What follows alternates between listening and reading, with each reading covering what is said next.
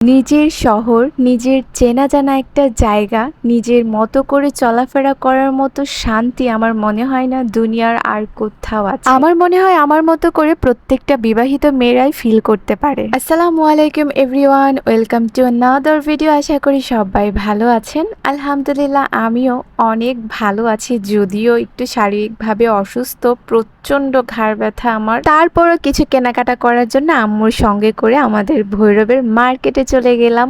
অনেক মাস পর এসেছি, আমার মনটা তো একবারে পাগল পাগল হয়ে আছে। আমি কখন বের হব, একটু আমার শহরটাকে একটু এক্সপ্লোর করে দেখব। আমার এই এতটুকু জায়গার মধ্যে আমার রিক্সা করে ঘুরতে অনেক বেশি ভালো লাগে আর অনেক বেশি শান্তি ফিল করি। তার একটাই কারণ, তার প্রত্যেকটা অলি গলি আমার চেনা, আমার জানা। এবার কেমন যেন একটা হাবাতে টাইপের হয়ে গিয়েছিলাম। আমাদের ভৈরবে এসে এই জায়গাগুলোতে ঘুরবো, রিক্সায় চড়বো, মার্কেটে যাব, মার্কেট করব, আম্মুর সাথে ঘুরবো, বাজারে যাব, এগুলোই ভাবতে ভাবতে এসেছি বাবার বাড়িতে। আমার মনে হয় প্রত্যেকটা মেয়ের কাছে বাবার বাড়ির জায়গাটা, বাবার বাড়ির এলাকা, বাবার বাড়ির দেশটা বা যে গ্রামটা, সেটা একটা শান্তির হয়। আমার শ্বশুর বাড়ির এলাকাটা যদিও আমার কাছে বেশ ভালো লাগে, ঘুরতেও ভালো লাগে, মার্কেটে যেতেও ভালো লাগে। তারপরে যেহেতু আমি ওইভাবে এখনো পর্যন্ত চিনি না কোনো কিছু, একা একা কখনোই বের হওয়া হয়নি, যার কারণে বের হলেও একটু অচেনা অজানা এরকমটা ফিল হয়। কিন্তু আমার নিজের এলাকা, আমার নিজের রাস্তাঘাটে তো আর এরকমটা ফিল হয় না, যার কারণে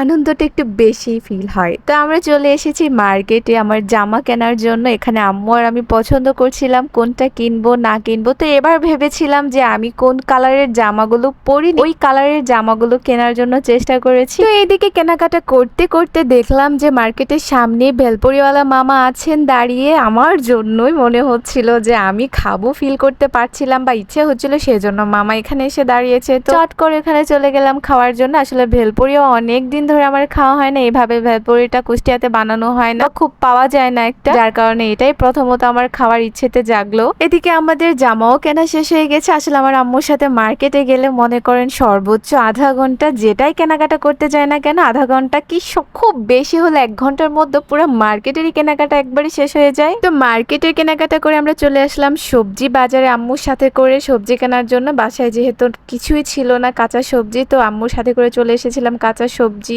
মাছ এগুলো কেনার জন্য। যদিও আমি বাজারে তেমন একটা আসি না, এই নিয়ে হয়তো 2-3 বার আম্মুর সাথে এসেছি।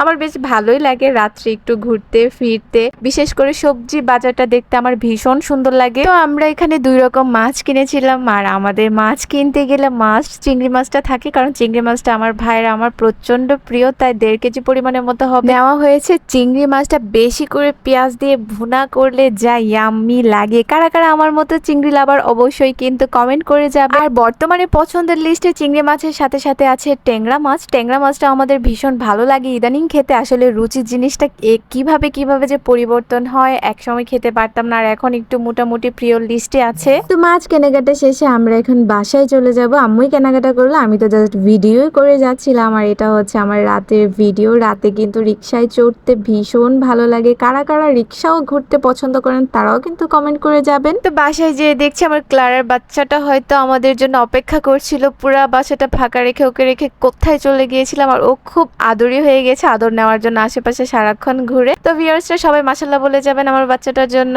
আর ভিডিওটি এতটুকুই থাকছে, আপনাদের কাছে ভালো লেগে থাকলে লাইক কমেন্ট শেয়ার করে দিয়ে যাবেন, আর আমার জন্য বেশি বেশি দোয়া করবেন। তো আজকে এখানে বিদায় নিচ্ছি, আল্লাহ হাফেজ, আসসালামু আলাইকুম এভরিওয়ান।